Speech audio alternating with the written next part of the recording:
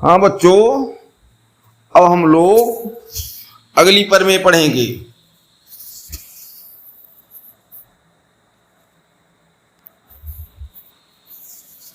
अगली प्रमेय क्या है?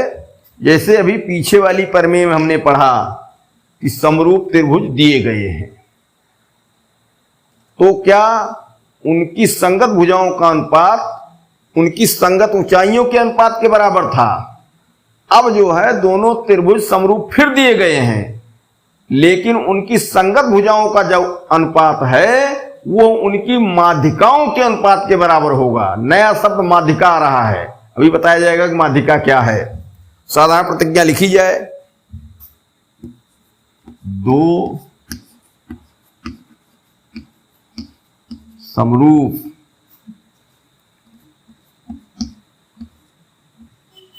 त्रिभुजों की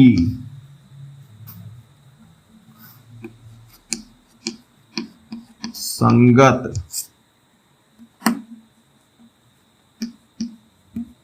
भुजाओं का अनुपात उनकी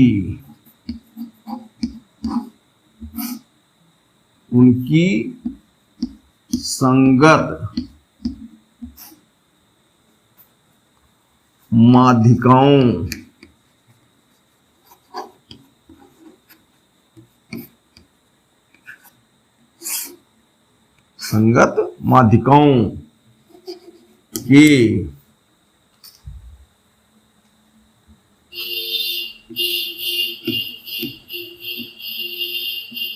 अनुपात के बराबर होता है। ये जो ऊंचाई वाली प्रमेय थी उसमें ऊंचाई संगत ऊंचाई का अनुपात दिया है, बराबर करना है, और इसमें संगत माध्यिका का अनुपात बराबर करना है। तो ऊंचाई के लिए ऊंचाई भुजाओं पर डाली गई थी या भुजाओं के सहारे निकाली गई थी, तो ऊंचाइयां संगत हो गई थी। इस बार उन्हीं भुजाओं की माध्यिका ली जाए तो माध्यिकाएं भी संगत हो जाएंगी। तो अब चित्र बना दिया जाए।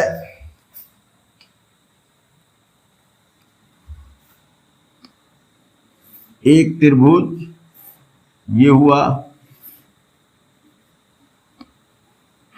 डी ई एफ, और एक त्रिभुज ये हुआ ए बी सी। ठीक, दोनों समरूप हैं। तो दिया है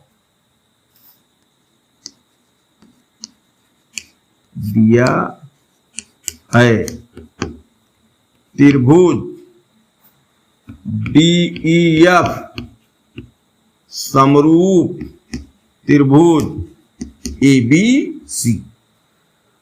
बार बार हम बता रहे हैं दो त्रिभुज समरूप हैं तो चाहे उनका कोण बराबर कर लो और चाहे उनकी भुजाओं का अनुपात बराबर कर लो, संगत वाली भुजाओं का, जिससे लाभ मिलेगा वो कर लेंगे।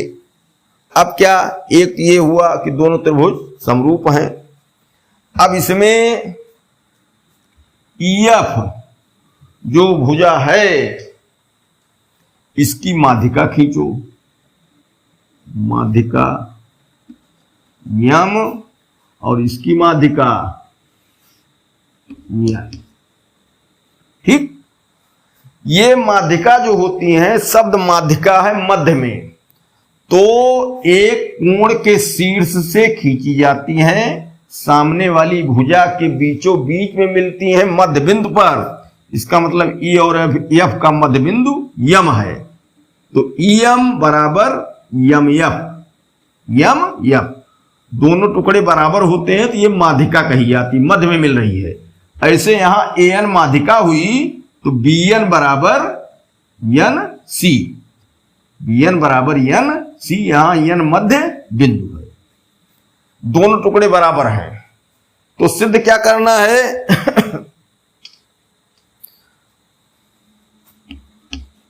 एम डीएम है भाई, डीएम व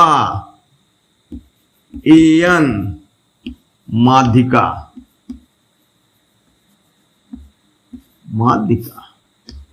है। ठीक, सिद्ध क्या करना है,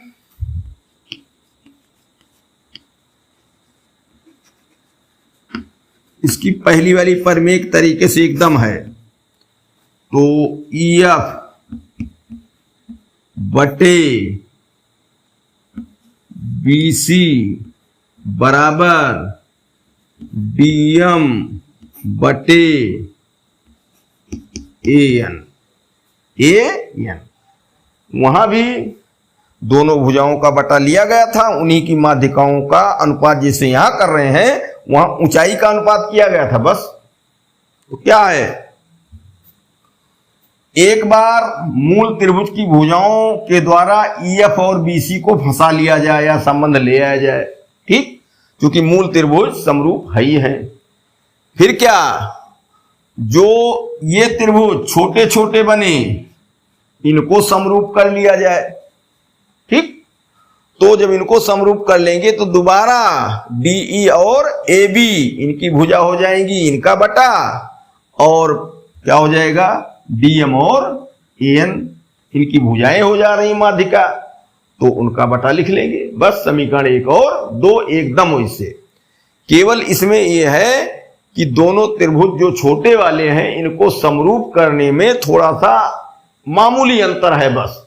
लेकिन ये जान लो कि दोनों छोटे त्रिभुजों को समरूप पीछे वाली परमेय में भी किया गया और यहां भी किया जाएगा, रास्ता एकदम वही है। और जैसे दोनों छोटे त्रिभुज समरूप है, उनकी भुजाएं क्रम से समानुपाती, तो जो पहले भुजा लिखे हैं बड़े त्रिभुज की, उन्हीं के द्वारा माध्यिका DM और AN को प्रयोग कर लेंगे बस। ये आ जाएंगे हमारे संपर्क में। रचना नहीं है, दिया है, सिद्ध करना है। अब उत्पत्ति,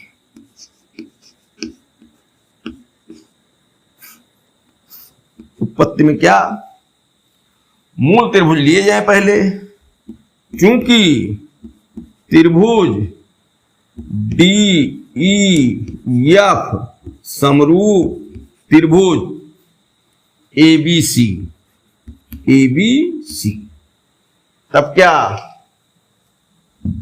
इसलिए DE बटे AB बराबर EF बटे BC। ठीक, ये बटे BC, तो DE बटे AB के बराबर ये हो गया, समीकरण हो गया 1। ठीक, अब त्रिभुज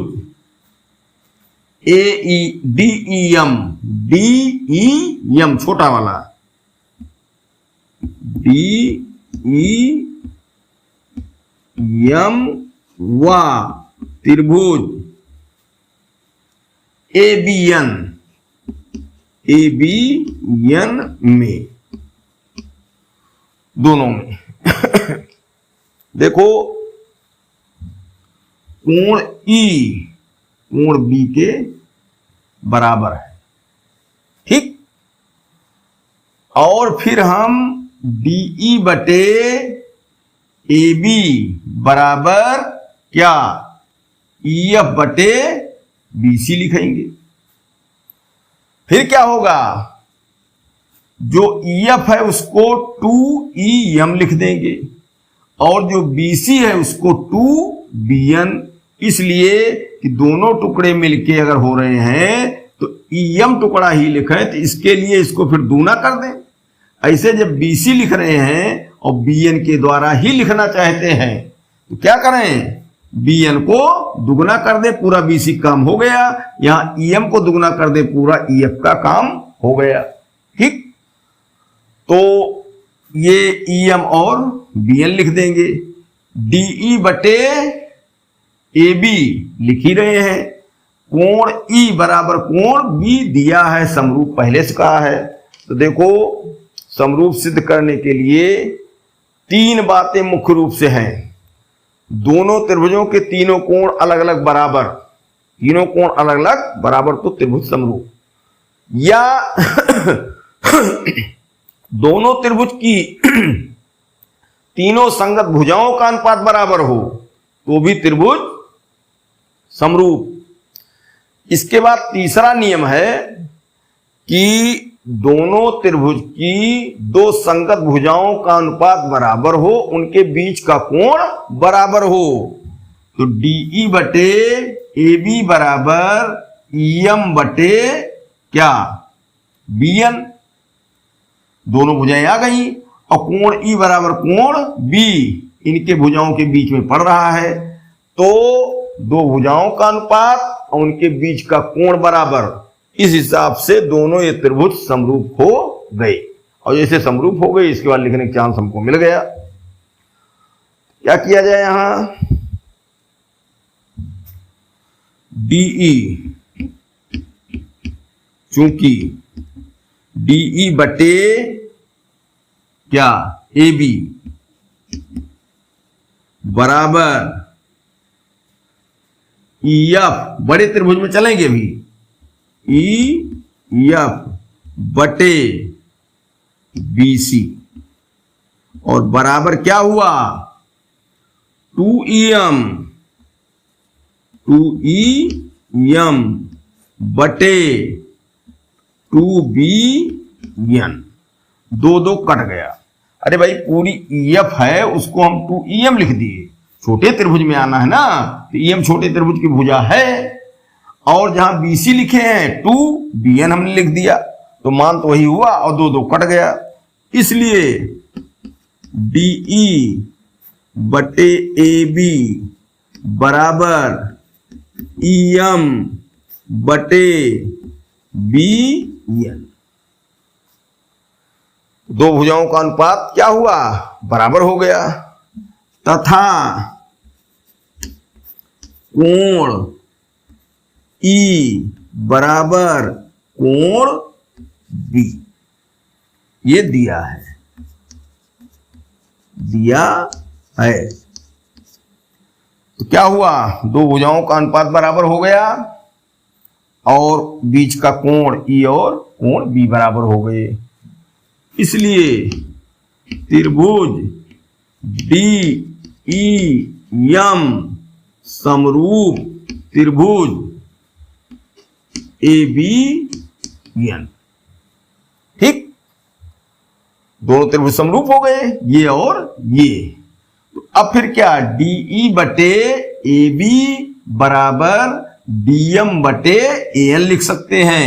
भाई DM इसकी भुजा हो रही है, माध्यिका इस छोटे त्रिभुज की भुजा भी हो रही है, पूरे त्रिभुज की तो ये माध्यिका है लेकिन छोटे त्रिभुज की DM भुजा है।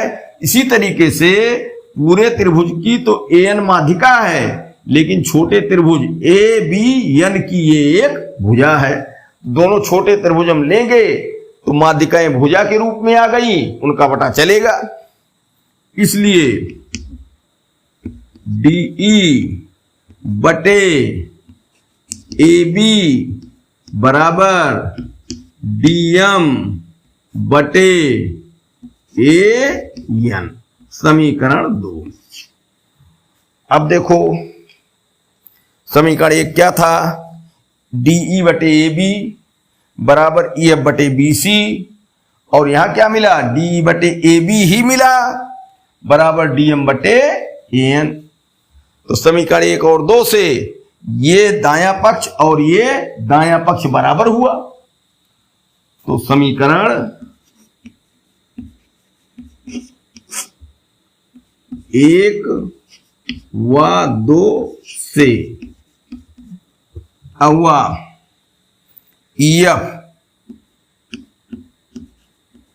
बटे BC बराबर DM बटे AN, ये हो गया सिद्ध। बस ठीक। दोनों प्रमेय में वही रास्ता हुआ कि मूल त्रिभुज में भुजाओं का एक संबंध मालूम कर लिया जाए, फिर छोटे त्रिभुजों को समरूप कर लिया जाए, समरूप करने वाला काम है। इसके बाद छोटे त्रिभुज जब समरूप हो गए तो उनकी भुजाएं भी अनुपात में लिखी गई, उसी में समीकरण 2 मिल गया। समीकरण 1 और 2 से दाएं बाएं पक्ष इनके बराबर हैं एकदम, तो दाएं पक्ष भी बराबर, और वही हमारा रिजल्ट है। ठीक इस तरीके से ये प्रमेय हो गई। जो प्रमेय नहीं समझ में आती है 2 बार 3 बार उसको देखो, अपने आप क्लियर हो जाएगी।